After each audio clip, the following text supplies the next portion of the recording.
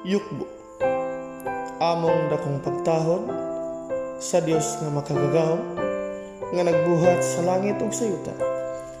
Tag-iyas tanang butang makita ug dili makita ang amahang langit mo.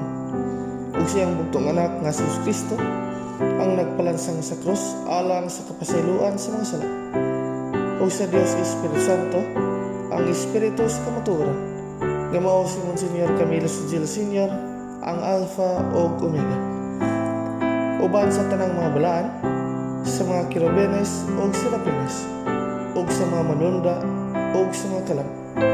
Ingon mong sab sa mga katawhan sa timbok kalibutan, ilabi na sa nagsubaybay sa mga YouTube channel, Facebook page o website. Ang grasya o panalangin sa Ginoo mag-abot kanatong tanan. Sa miaging pagpadayag, gisgutan dito ang ikanapulog lima nga bahin sa ang katapusan sa kapanahon. Ang dakong kasakitan, ikaduhang pagyabo sa panaksan sa kapangot sa Dios. O karon, ato ang hisgutan, ang ikanapulo ug unom nga bahin sa ang katapusan sa kapanahon. Ang dakong kasakitan, ikatulong pagyabo sa panaksan sa kapangot sa Dios. Nga gisgutan sa pinadayag. Sumala sa pinadayag kapitulo 16, versikulo 4.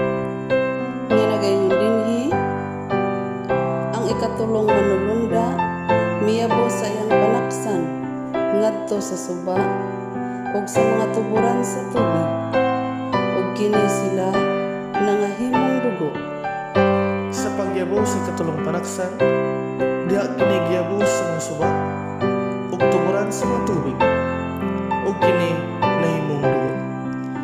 Usa kini kadako ug makalilisang nga hampak kay mapiktuhan man ang mga katubigan. Kung literal, ato ang masaksihan kini nga katalagman.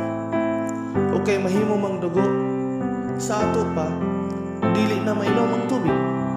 O kini mahitabo kung mabot ang dakong hulaw nga mapamala sa kasubaan o kasapaan o mabot ang dakong kaguliyang kagutom, kauhaw o kamatay.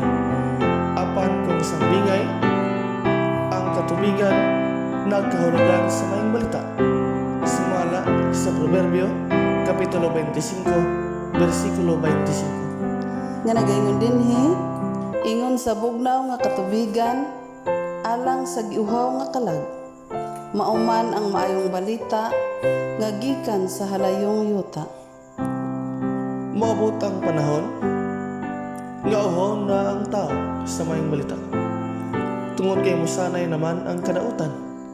Sumala pa sa Mateo kapitulo 24 versikulo 12. Nga nagayon dinhi ug kay mosanay man ang kadautan mubugnaw ang gugma sa kadaghanan. Ato ang iampo kanunay nga kita magmalig-on niini nga panahon. Sa sunod nga pagpadayag, ato ang hisgutan ang ikaapat nga pagyabo sa panaksan sa kapangot sa Dios. Aron masubaybayan ang mga video nga among ginahimo alang sa pagpadayag mahitungod sa maayong balita. Palihog og tan-aw sa among website www.angespiritusakamatuoran.com ug subscribe sa among YouTube channel ug react sa among Facebook page ug contact sa numero 0965 055 9024. Daghang salamat sa inyong panahon.